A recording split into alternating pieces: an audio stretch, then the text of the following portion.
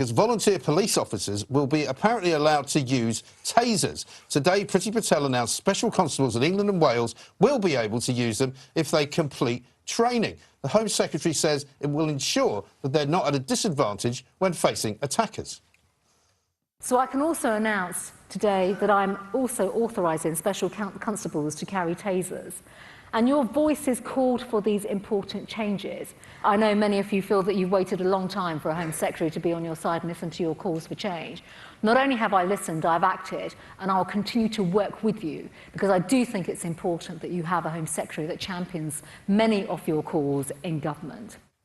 Amnesty International called the move a dangerous expansion in their use. So should volunteer police be armed with tasers? Well, I just wish Priti Patel could pronounce the letter G, to be honest. I mean, that would be good enough for me. I'm sorry if that's some kind of sexist thing to say, but I'm not actually sorry. The point about uniformed police and trained police and people who are actual proper police is that they know what they're doing. These volunteer police are going to be trained for 23 days. They're going to be given what is essentially a deadly implement that they'll be able to use on anyone, including children, by the way. There's no rule that says you can't use them against children. I just think it's a massively dangerous idea because these people will be in the same situation as police officers, law and order.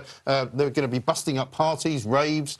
That's just Downing Street. Yeah, well, that's just Downing Street. I mean, they're not going to know when they should use a taser. I don't think we even know enough about tasers and how dangerous they are, and I don't want to see any more of them being used. People have died. I think 16 people have died in Britain having been tasered, and nobody yet knows what real effects they have, you know. So I'm really not very keen at all about what is going to be the future here.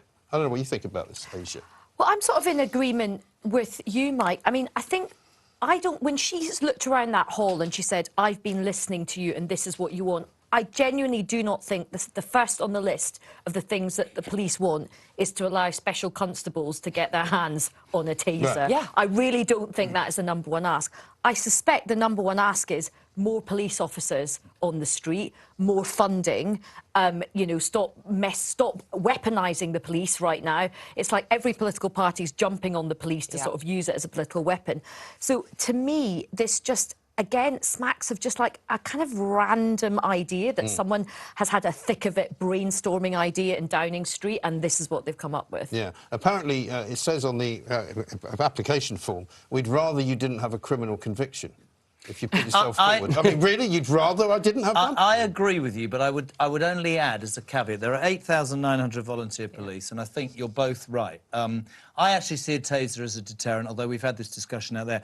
I think this smacks of we need more full-time policemen and women on the streets. And we talked about stop and search the other night. I think they need to know what their roles are. I told the story today. You know, so many police have turned into counsellors and mental health workers and social workers. They should be out there with the greatest of respect catching criminals. And I think we need more on the streets. I'm not against the volunteers, but rather than empower them, let's get the policemen and women back on the streets. Because, Nicola, I mean, the thing about people being tasered is normally you taser people who are kind of out of control, who don't really know what they're doing, who can't see that you've got a taser. So I don't know if it is a deterrent. Exactly. Why would it be used as a deterrent when I've seen so many videos similar to those that come out of the US? I'm so grateful that we don't have police who have guns in this country. I understand we're kind of on our own on that worldwide. Plenty of other police forces do. For now, exactly. Don't US the UK, for goodness sake.